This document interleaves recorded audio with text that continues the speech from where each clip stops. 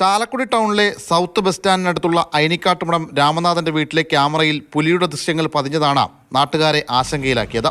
തുടർന്ന് വനപാലകർ എത്തി കാൽപ്പാടുകളും കണ്ടെത്തി.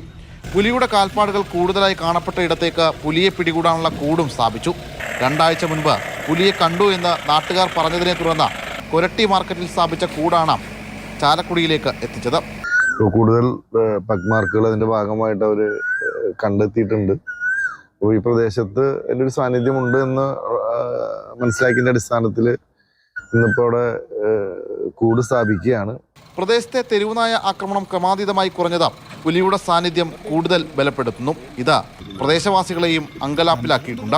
ഫോറസ്റ്റിന്റെ ടീം 4ആയി തിരിഞ്ഞിട്ട് ഓരോ ഗ്രൂപ്പിലും 4 പേര് വെച്ചിട്ട് ഒരു പരിശോധന നടത്തിക്കൊണ്ടിരിക്കുകയാണ്. അതോടൊപ്പം തന്നെ പൊതുജനങ്ങളുടെയും സപ്പോർട്ടുണ്ട്. ഓരോ വാഹനത്തിലും അതാത് വാർഡിലെ ആൾക്കാരെ കൊണ്ട് ഉൾക്കൊള്ളിച്ചിട്ടാണ് അവർ പരിശോധന നടത്തിക്കൊണ്ടിരിക്കുന്നത്. പുലിയുടെ സാന്നിധ്യം ഉറപ്പാക്കിയ സ്ഥലത്ത് കാടിളക്കിയുള്ള പരിശോധന ഒഴിവാക്കി.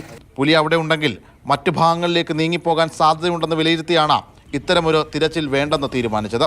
പ്രദേശത്ത് സന്ദർശകർക്ക് നിയന്ത്രണവും ഏർപ്പെടുത്തി.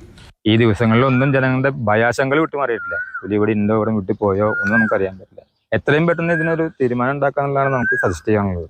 പുലിയെ പിടികൂടാനുള്ള കൂട്ടിലിടാൻ ആടിനെ വിയാർപുരം ഭാഗത്തു നിന്നാണ് കൊണ്ടുവന്നത്. പ്രദേശത്തെ മറ്റു CCTVകളിൽ പുലിയെ കാണാത്തതിനാൽ അടുത്ത ദിവസം പുഴയിലും തിരച്ചിൽ നടത്തും. മാതൃഭൂമി ന്യൂസ്, തൃശൂർ.